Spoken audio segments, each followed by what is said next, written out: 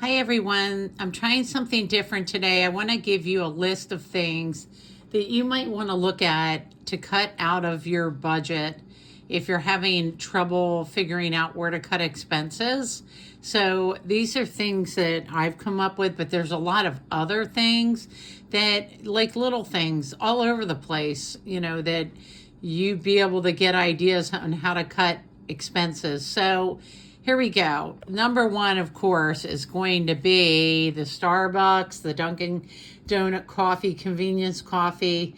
I suggest you cut that out of your budget right away, out of your life. Just stop going to these places and getting the coffee. You have to retrain yourself, make your coffee at home, bring it with you to work, bring it with you. Yes, you're going to have to clean out your carafe when you get home, your little coffee mug, but you're going to be saving a lot of money. Just say you only spend $5 a day at one of these places on coffee and you go to work 5 days a week. That's $25 for 1 week. For 4 weeks, that's $100 times 12. That's $1,200. That's an approximate cost. It might be a little bit more than that. Maybe you'll decide to get a snack with it or something, but it's really detrimental to get that particular habit out of your life, because honestly, we're just making these places rich. It's coming out of our pocket going into theirs. So if you can change that habit, that would be great. Eating out at lunch. I know a lot of people eat out at lunch and they spend anywhere from $7 to $20 on their lunch when they can bring something from home. When I was working in the office, I'd take a hard-boiled egg or some kind of really quick meal that I could eat at my desk. I'd have my lunch box at my desk, my little lunch pail or whatever you want to call it, at my desk. And I never used a microwave either. I do not use microwaves out. I try to limit microwave use to begin with, but I just have this weird thing about heating my food up in a microwave, a communal microwave. So everything that I would eat would be cold, and I just eat it at my desk, and then I'd have my lunchtime coffee and I'm on my way. So it was really quick and easy. I didn't have to spend any money and I didn't have to get up from my desk. So that's another idea. Grocery delivery. Now, I know that grocery delivery is not free. I have never had a grocery delivery. I can say that, but I know that I'm too picky to get a grocery delivery because I want to pick out my own bananas and my own apples and, grapes, and I want to pick out my own groceries at the store. I'm too picky to get that, but I know that this costs money. Yes, it's great that you can pull up, just get it thrown in your car or whatever, or they deliver it to your house, but I'm pretty sure there's a cost to that. And I just don't think that it's something I would ever do, but that's another idea. And these are just ideas. If you don't like these ideas, you don't do them.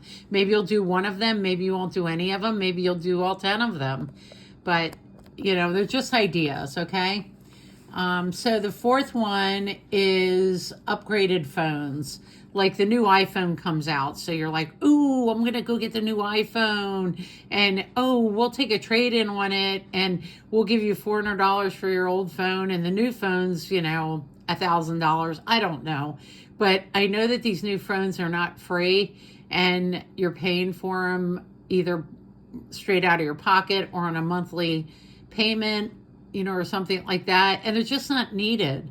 I have an older iPhone and it works just fine for my needs, but so that's another thing to think about. The only one getting rich off that are the phone companies that are selling you the phones.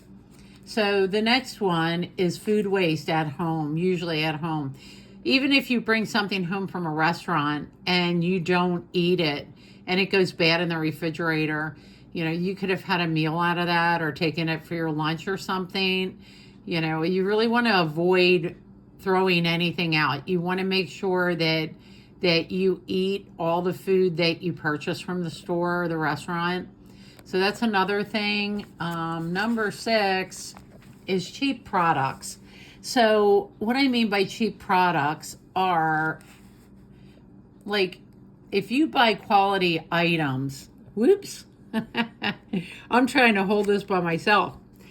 If you buy cheap items, they're either going to wear out, you're going to have to rebuy them, or they're going to break and you're going to have to replace them, like an appliance. Or you buy a cheap pair of shoes, they wear out, you have to buy another pair. If you buy a good quality pair of shoes, they'll last you for a long time. Or a nice appliance that's a good name that you researched. You know, you want to buy quality items, not cheap stuff. Like if you have to go to the dollar store and get like a spatula or something, go to a secondhand store, get a secondhand older spatula, make sure you disinfect it, and there you go. And it will last you a long time, because a lot of the things that are made previous to this throwaway culture have really done well with the test of time. So I really like secondhand shopping. I really do. So the other thing is pre-cut foods at the store, at the grocery store, like, you know, carrots, celery, and onion. I see that a lot. Watermelon, anything that's cut up, or they'll cut up like strawberries and blueberries and put some grapes in there. And if you compare that price per pound to the price per pound of the actual items, it is really, they're really tacking on some money there, because they have to pay somebody to cut that stuff up. So try to avoid those kind of things. Cut them up at home, put them in containers. All you have to do is grab them in the morning and throw them in your lunch. And it's really healthy, you know, and better for your pocketbook. Mindless purchases. So replace with things that genuinely improve your life, like experiences. Like, say you want to go to a baseball game, and it's expensive, but you want to go to a baseball game. So it's like $50 to go to the baseball game with all the added extras. The seat, that's probably cheap, but that's probably less than what it really is. But I'm just using this as an example. Or you could buy, you know, like a $50 purse at the mall that you saw, or online that you saw. You know, you really kind of want to stay away from like the mindless purchases that, you know, oh, I like that. And you just hit buy on your phone, and then you're at, you know, your lunchtime looking at your phone. Try to stay off the shopping sites on your phone so you can avoid those types of things. Number 9 is unused subscriptions and streaming services. So go through your credit card bill or wherever these things hit. If they come automatically out of your checking account or they hit your credit card, look at your credit card and see every month what is coming out. And if you say, hey, I haven't watched Hulu for like 9 months, or Netflix or whatever it is, cancel it, cancel it so you can get that extra money back in your pocket. You can always, sign up for it if you want to down the road, but look for those unused subscriptions and cancel them. And the last one is my favorite, one of my favorites, because I cut the cord a long time ago, but it's cable. Cable is very expensive, and yes, it's great. I miss watching my favorite baseball team on my TV. I like to watch all the programs that I like to watch, but now in my life, I only really watch Jeopardy. That's the only show I really watch, and sometimes I'll watch an old movie, and I do have an old movie channel. I have an antenna that we get movies, and cable, and well, not really cable, but TV. So the only thing I really watch is the news in the morning for the weather and the traffic, and Jeopardy. So I'm not a real big, TV watcher. This was easy for me.